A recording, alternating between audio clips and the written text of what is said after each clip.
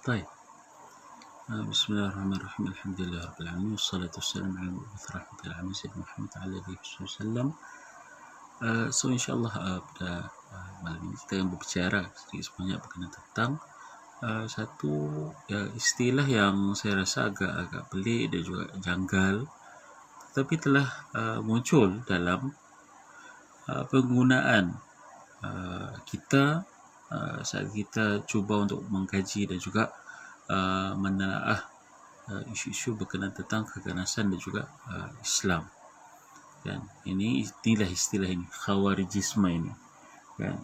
Khawarij isma, seakan di mana khawarij itu sebagai sebuah aliran yang kita kenal dia sebagai sebuah aliran, ada ismanya, ada ideologinya. Isma itu sufiks bagi benda yang melibatkan tentang ideologi. Ini ideologi khawarij, kan? Lalu dikaitkan dengan keganasan ini. Dan sebenarnya ini bahagian daripada kajian lah, ya, kajian ringkas yang telah saya buat.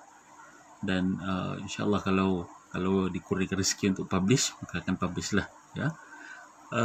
Berkenaan tentang khawarij sebenarnya, dan juga bagaimana kita di Malaysia kurang pendedahan kepada khawarij ini, siapakah mereka, melalui karya-karya dan juga sumber asas mereka. Dan tambahan daripada kajian itu ialah kekeliruan, ya, saya namakan berkenaan khawarijisme ini, kan, macam saya taruh di tajuk itu.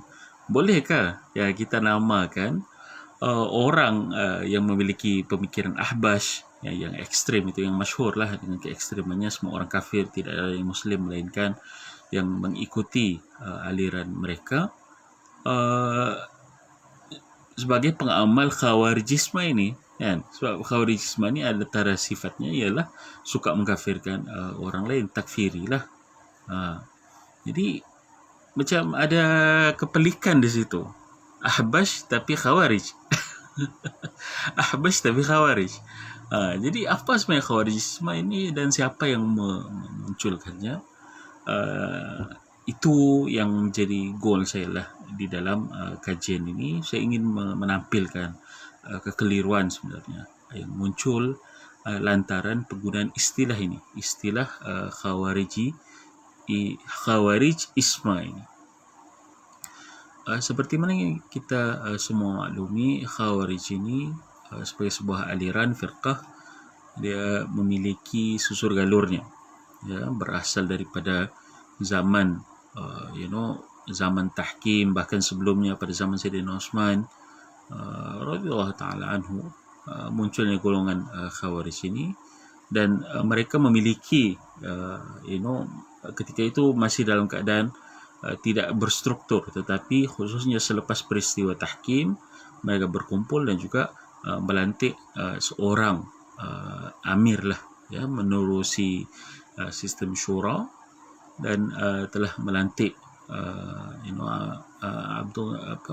Ar-Rasibi sebagai amir mereka. Kemudian berpecah kepada beberapa aliran, dan di antaranya yang muncul pada ketika itu ialah kelompok yang dinamakan sebagai Ibadiyah ini, ya, Khawarij Ibadiyah.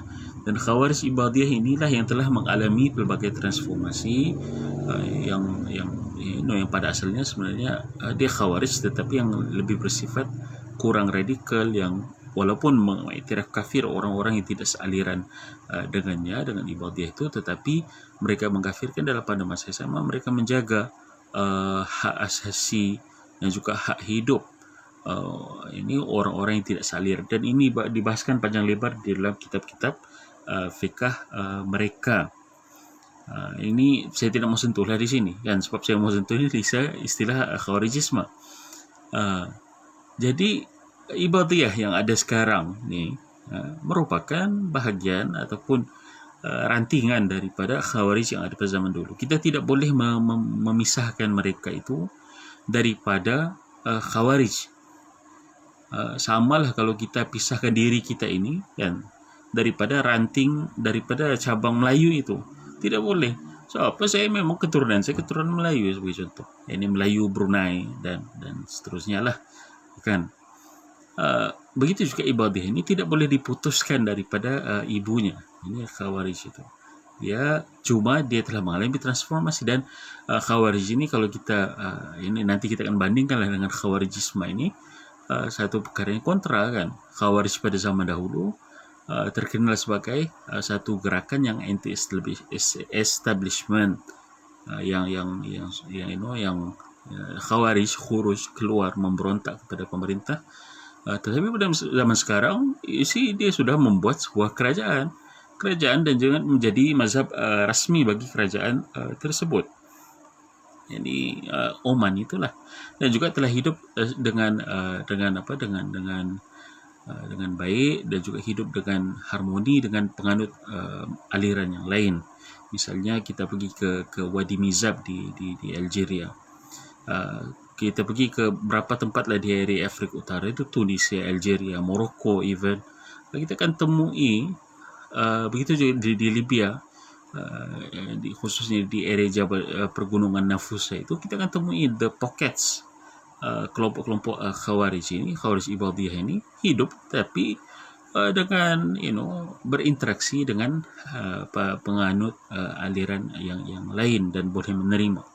Bukannya seperti apa yang dimomokkan, kafir kemudian halal darahnya itu. Tidak, Khawarij itu sudah mengalami berbagai perubahan. Memang pada zaman dahulu iya, dan golongan yang ekstrim itu sudah tidak ada lagi, khususnya golongan Azariqah, Khawarij Azariqah dan juga Khawarij Najdat dan seumpama itu. Khawarij yang ada pada zaman sekarang ini lebih toleran. So kembali kepada isu Khawarijisme. Jadi saya tulislah di dalam kajian ini, saya kata Khawarijisme ini merupakan istilah baru yang dibuat oleh orang. Saya sampai sekarang saya mau mencari itu. InsyaAllah kalau diluangkan masa, pajak umur pada rezeki, saya akan gaji siapa yang pertama sekali menggunakan istilah Khawarijisme. Tapi sebelum saya boleh teka lah, istilah ini pertama sekali muncul selepas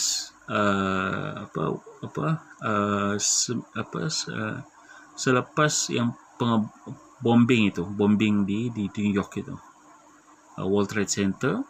Dan selepas itu kajian berkenaan tentang terorisme dan kaitannya dengan Islam, walaupun Islam bari ataupun tidak langsung tidak terlibat dalam aktiviti keganasan itu. Tetapi ada wujudnya kajian-kajian, dan juga dari situlah munculnya istilah-istilah yang pelik ini. Di antaranya ialah Khawarijisme ini.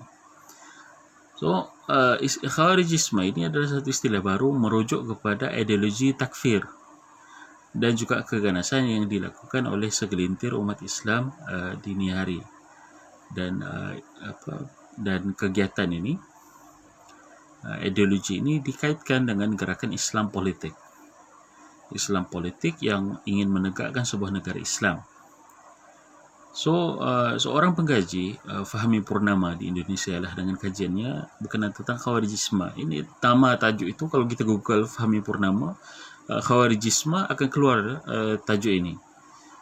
Dia gunakan istilah neo Khawarijisme yang untuk menggambarkan kepada kita lah sebagai pembaca bahawa kononnya Khawarijisme ini sudah ada sekian lama, ini sejak daripada dahulu lagi dalam kalangan umat Islam.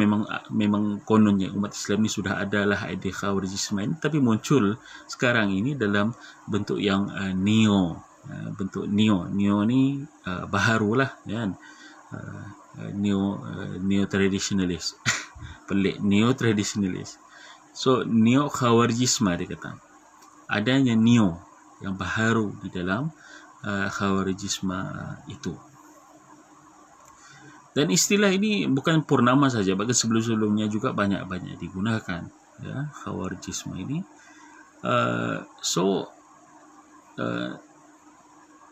Kita temui satu kajian yang baru juga diterbitkan tahun lepas pengkaji-pengkaji di Malaysia juga, Muhammad Afandi Saleh dan juga yang lainnya. Diorang dapati dengan dengan mukabalah ataupun interview dengan kumpulan Boko Haram sebagai contoh. Dan Boko Haram ini kalau kita padankan mereka dengan Khawarijisme ni nampak macam padan sangat, ya. Tapi Boko Haram ini sudah diinterview, diorang tidak iktiraf diri mereka sebagai Khawarij. Tapi mengiktiraf diri mereka itu sebagai pengamal, the real pengamal Ahli Sunnah wal Jamaah. Jadi keliru kan di situ. Macam mana kita mau menamakan orang yang yang Ahli Sunnah wal Jamaah ini sebagai pengamal Khawarijisme? The same case lah macam situ. Ahbash itu kan, walaupun dorang tu seorang walaupun mereka itu sebagai sebuah kelompok tradisionalis Sunni Asy'ari, tetapi suka mengkafirkan aliran-aliran yang lain, pengamal aliran yang lain, dinamakan sebagai pengamal Khawarijisme ini. So either kita boleh buat ataupun kita tidak boleh buat, dan kita katakan bahawa Khawarijisme ini satu pendapat yang keliru. Jadi saya menyimpulkan bahawa istilah Khawarijisme itu istilah yang keliru. Istilah Khawarijisme itu satu istilah yang keliru. Kenapa? Ada banyak sebab. Di antaranya ialah ini orang mengandaikan Khawarijisme, ideologi Khawarij itu berasal daripada satu tanggapan bahawa pusat pemikiran Khawarij itu adalah takfir. Kafir-mengkafirkan itu adalah pusat pemikiran Khawarij. Tidak. Saya secara yakin dan saya telah mengkaji dan telah membaca buku-buku mereka, idea takfir itu bukanlah menjadi pusat pemikiran mereka. Yang menjadi pusat pemikiran mereka ialah al-wala wal-bara. Al-wala wal-bara. Tapi orang yang menggunakan istilah Khawarijisme ini ataupun Khawarij modern, Khawarij contemporary, Khawarij apa lagi lah, segala macam Khawarij ini, dia keliru. Dia adaikan bahawa Khawarij itu takfir. Khawarij ini kumpulan takfiri. Tidak. Khawarij ini dengan silsilahnya adalah satu kumpulan yang memiliki ada kepusatan al-wala al-bara, dan juga dengan ciri-ciri mereka yang khusus yang lain. Untuk kita equate Khawarij sebagai takfir itu satu perkara yang salah. Dan nanti akan keliru lah macam Boko Haram ini. Dia Ahli Sunnah wal Jamaah tapi dia bukan Khawarij kan. Dia Ahli Sunnah wal Jamaah bukan Khawarij, tapi memiliki idea takfiri. Jadi justru Khawarijisme itu sendiri sebagai satu nama, penjenamaan lah saya katakan, ada satu benda yang agak mengelirukan kan, agak mengelirukan. So yang kedua ialah isunya tidak memahami evolusi pemikiran Khawarij dan juga gradation, ya. Di dalam Khawarij itu sendiri sebagai sebuah aliran, dia ada antara aliran-aliran itu ada perbezaan tahap-tahap dalam takfir itu.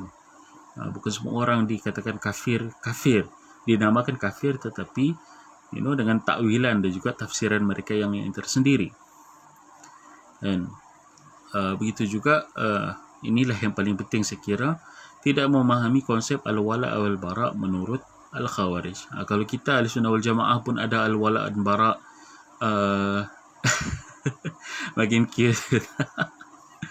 Kalau kita Ahli Sunnah wal Jamaah pun ada al-wala wal bara, parti-parti politik Islam pun ada al-wala dan baranya yang tersendiri, maka Khawarij ini juga ada al-wala dan bara yang tersendiri.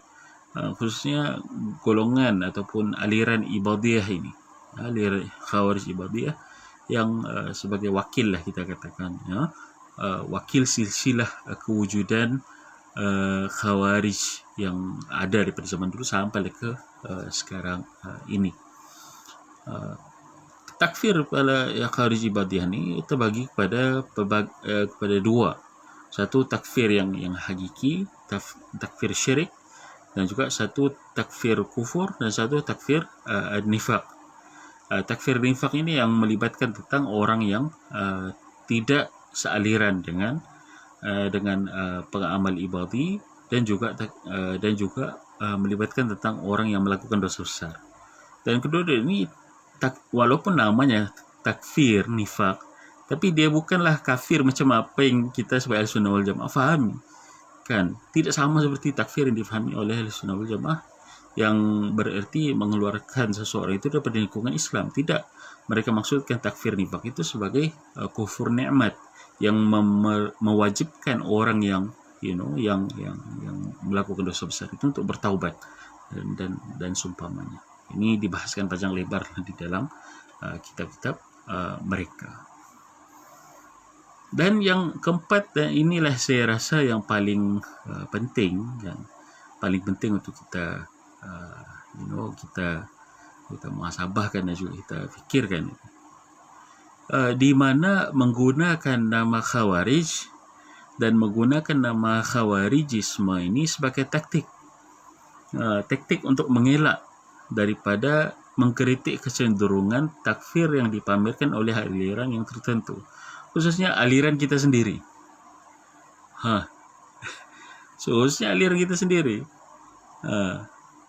Sebagai contoh, Ahbash inilah sebagai sebuah aliran Sunni tradisionalis, pengamal penganut akidah Asy'ariyah, sukar untuk kita classified sebagai neo Khawarij ini, walaupun mereka itu banyak mentakfirkan golongan yang tidak sealiran dengan mereka. Kenapa? Sebab nama Khawarij itu ada tidak buku-buku yang menulis tentang Ahbash, kemudian menamakan mereka pengamal penganut Khawarijisme. Susah untuk kita jumpa. Berarti istilah itu dicipta untuk mengelakkan golongan Ahbash ini mendapat nama Khawarijisme itu. Walaupun mereka mengamalkan konsep takfir ini secara terang-terangan ya di dalam penulisan mereka dan juga di dalam ceramah-ceramah mereka, ini satu perkara yang maklum. Bukan saya saja yang mengakui ini, begitu banyak juga orang-orang yang mengkaji Ahbash ini secara secara ilmiahnya mendapati bahwa mereka itu memang secara terang-terangan suka mengkafirkan aliran yang lain. Tapi Khawarijisme ini tidak pernah digandingkan dengan Ahbash ini. Begitu juga kalau kita pergi ke sisi yang lain, ada ulama Salafi yang menamakan ISIS. Walaupun ini istilah yang konsep ini agak kontroversi kan. Ulama Salafi, ada wujudnya ulama Salafi yang menamakan ISIS sebagai Khawarij ataupun Khawarij contemporary, Khawarij yang ada pada zaman sekarang inilah. Sedangkan ISIS sendiri, di dalam beberapa buku mereka, Al-Binali dan yang selainnya, telah merujuk Nawaqidul Islam karangan Syekh Muhammad Al-Wahhab rahmatullah alaih sebagai rujukan akidah mereka.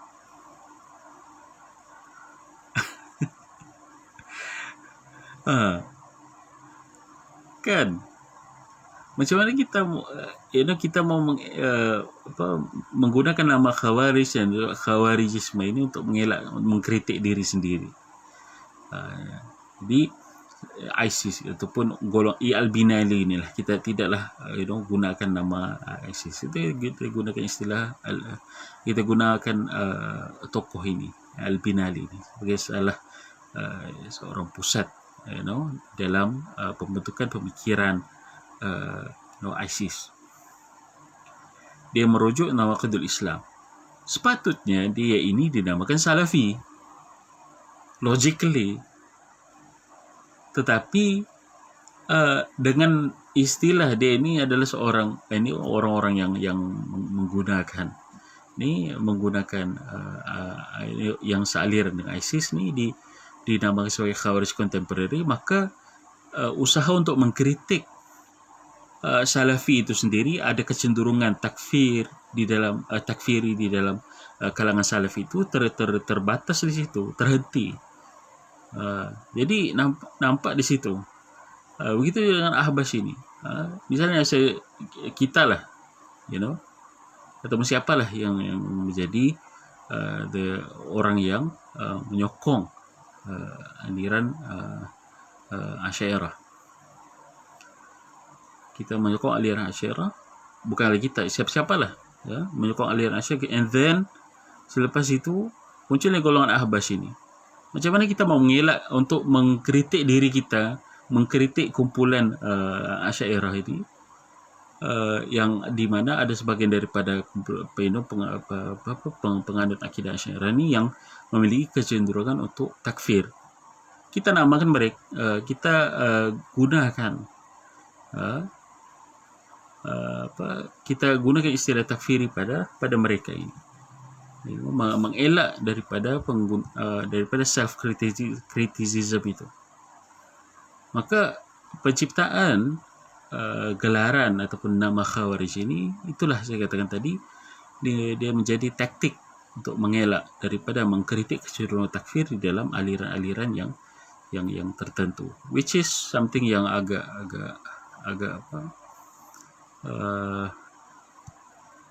mengelirukan lah, kan, macam ISIS tu terutamanya lah tadi. Jadi yang sepatutnya yang dilakukan ialah tidak menggunakan istilah Khawarij ini, ya, tidak menggunakan istilah Khawarijisme, tetapi menggunakan istilah takfiri, merujuk kepada golongan yang radikal ini. Dan gelaran takfir ini boleh diaplikasikan kepada siapa sahaja yang memiliki kecenderungan untuk mengkafirkan, sama ada daripada satu kumpulan, daripada kumpulan yang Salafi ini, ataupun yang ada yang percaya kepada aliran Asy'ariyah sebagai contoh, Ahbas itu. Berbanding daripada kita gunakan istilah Khawarij ataupun Khawarijisme ini, itu mengelirukan. So gelaran takfir ini kita boleh gunakan kepada siapa saja yang memiliki kecenderungan takfir, hatta Syiah sekalipun. Hatta Syiah sekalipun. Kita tidak perlu kata Syiah ini adalah pengamal neo-Khawarij atau pengamal Khawarijisme. Dia kan macam mana Syiah tu Khawarij kan, dia jadi macam keliru. Jadi yang terbaik, solusi terbaik ialah kita elakkan diri kita daripada menggunakan istilah Khawarijisme ini dan ganti dengan istilah yang lebih yang lebih encompassing, yang lebih boleh digunakan digunakan tanpa ditanggungkan dengan beban sejarah itu. Ini beban sejarah Khawarij itu. So, untuk menamakan orang ini sebagai pengamal ataupun penganut Khawarij, dia perlulah kumpulannya tertentu, kan, firqah yang tertentu, dan bukannya seperti mana yang disalahfahami bahawa Khawarij ini equals to takfir. Itu salah faham. Berbeza dengan jenama Khawarijisme, Khawarijisme contemporary, dan selain daripada ini yang berkait dengan Khawarij ini, penamaan itu memiliki beban sejarah, ataupun dalam bahasa Inggerisnya historical burden, kan, historical burden, dan itu akan mengelirukan bagi orang yang tidak tahu. Macam Boko Haram tadi itulah, kalau dia ditanya adakah Boko Haram di Nigeria, kalau mereka ditanya adakah anda ini pengamal aliran Khawarijisme ataupun ideologi Khawarijisme, dia akan kata tidak, saya bukannya Khawarij, saya ini Ahli Sunnah wal Jamaah. Tetapi mereka itu tindakan mereka radikal dan juga menggunakan dalil agama untuk menghalalkan tindakan mereka tersebut. Dan begitu juga di sisi yang lain, pengamal Khawarij, pengamal aliran yang hakiki, ini Khawarij Ibadiyah itu tidak langsung terlibat dengan gerakan takfir yang radikal ini. Tidak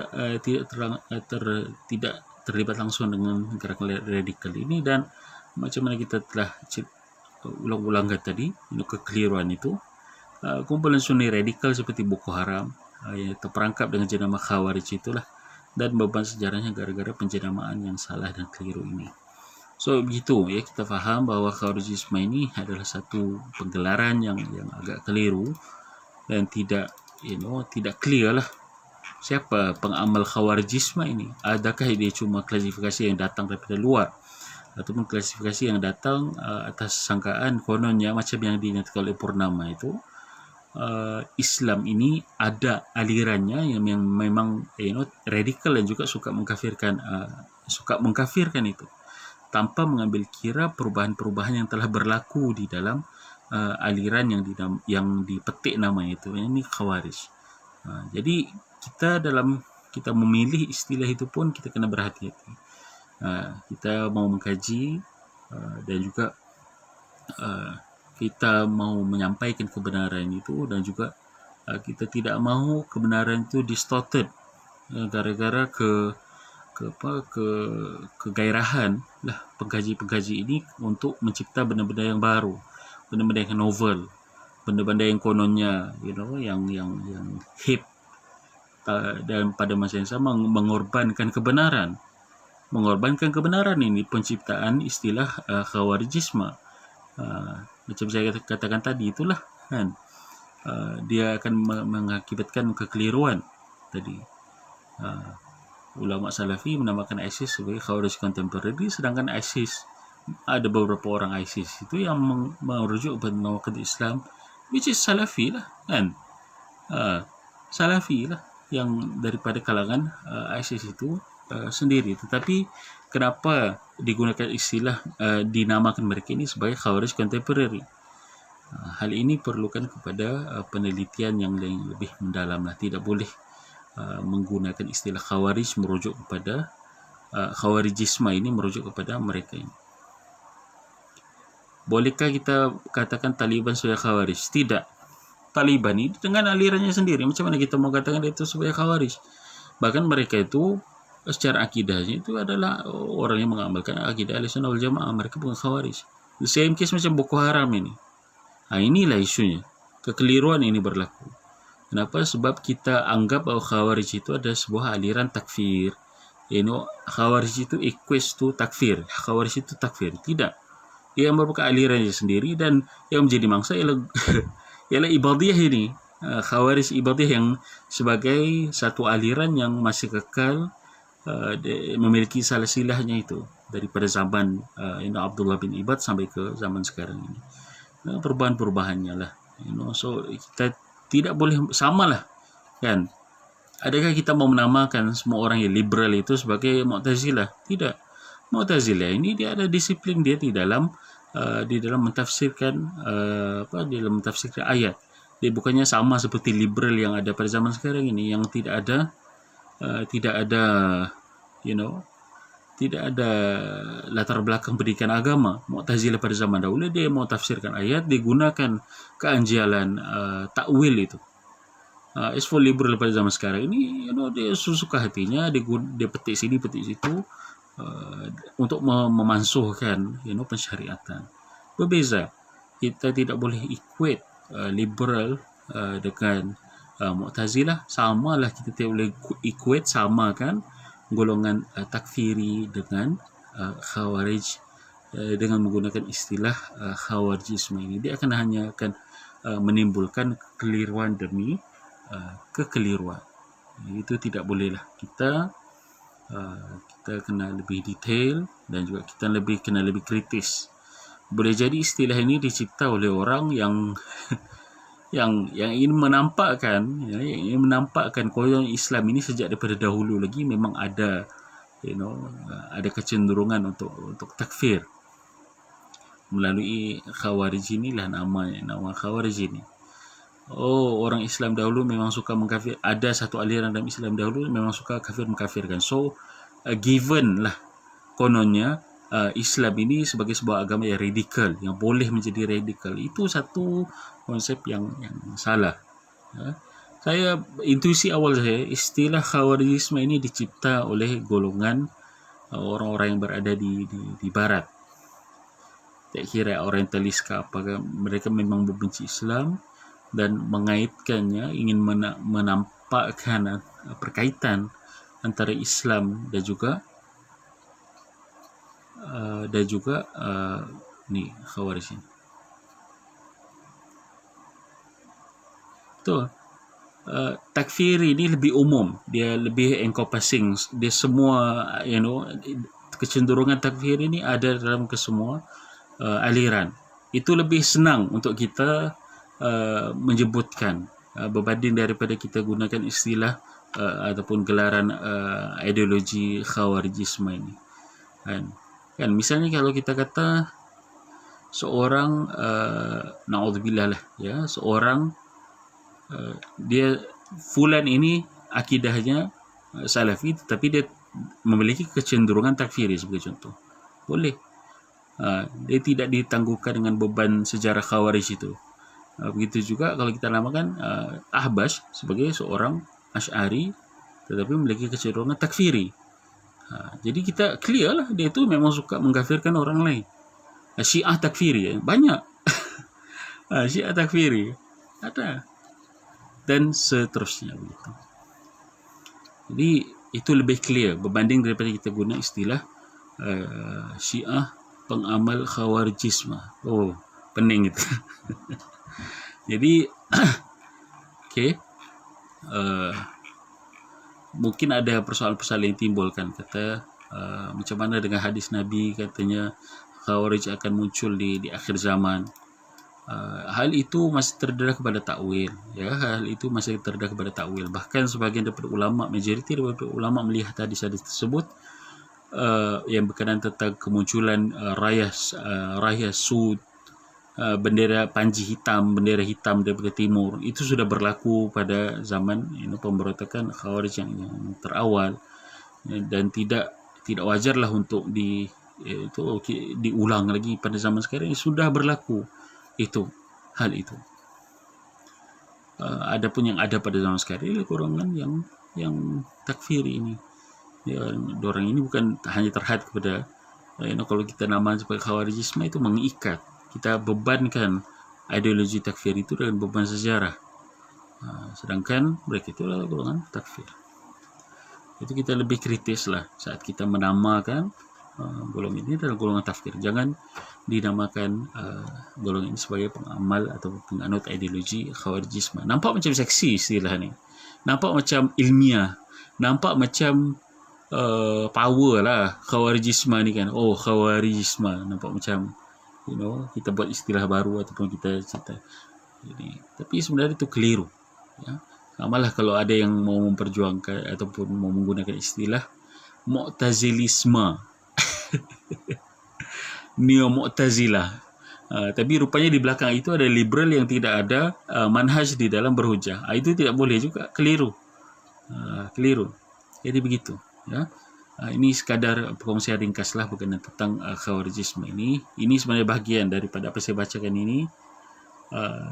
Saya sebenarnya kongsikan bahagian daripada artikel ini lah. Mudah-mudahan kalau sempat, kalau ada rezeki, insyaAllah akan diterbitkan, dan mungkin selepas diterbitkan itu kita kongsikanlah kepada sahabat-sahabat semua untuk dibaca. Sebab kita lah khususnya di Malaysia ini, satu perkara yang saya sangat pelik, kita di era moden ini, dan lainlah ceritanya kalau pada zaman 90-an dahulu, ya, tidak ada internet ataupun internet itu sangat terhad, ya. Kita pada zaman sekarang ini sepatutnya kajian-kajian berkenaan firqah ataupun aliran-aliran yang nampak terpencil ini makin giat dilaksanakan. Tapi Khawarij ini, apa yang saya tengok, kajian yang terpaling baru pun berkenaan tentang Khawarij ini hanya terbit pada tahun 2014, sebuah karya artikel Saudah binti Abdul Rahman pada tahun diterbit oleh jurnal Syajarah berkenaan tentang susur galur idea takfir di dalam pemikiran Khawarij yang terdahulu, dan tidak ada update. Dan ada satu buku yang ditulis oleh seorang pensyarah UTM, ini Farah Wahida, berkenaan tentang aliran-aliran di dalam Islam, dan adalah bahagian daripada buku itu cerita secara ringkas mengenai Khawarij.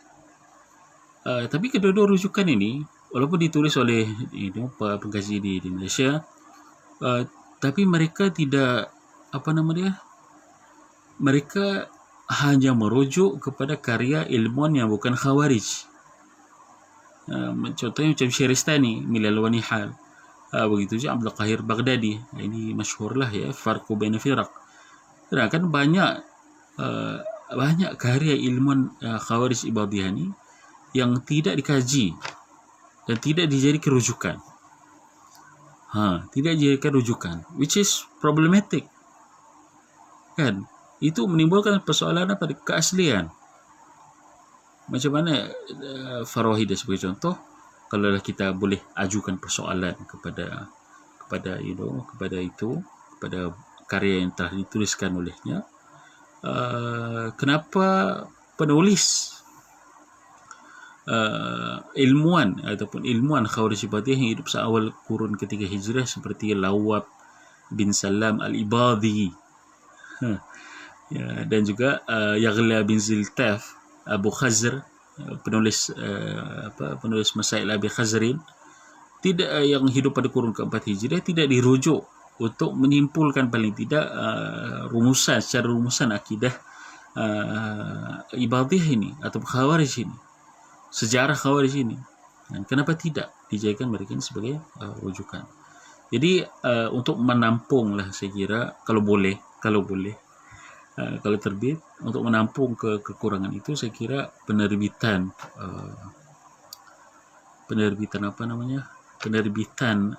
makalah ini akan membantu sedikit sebanyak untuk membuka pintu bagi orang-orang yang untuk mengkaji tentang aliran Khawarij dan juga Ibadiyah ini secara khususnya secara lebih mendalam lah. Dan juga kita sertakan tadi perbahasan mengenai Khawarijisme, which is kekeliruan lah in the end. Okay, so wallahu alam. Assalamualaikum warahmatullahi taala wabarakatuh.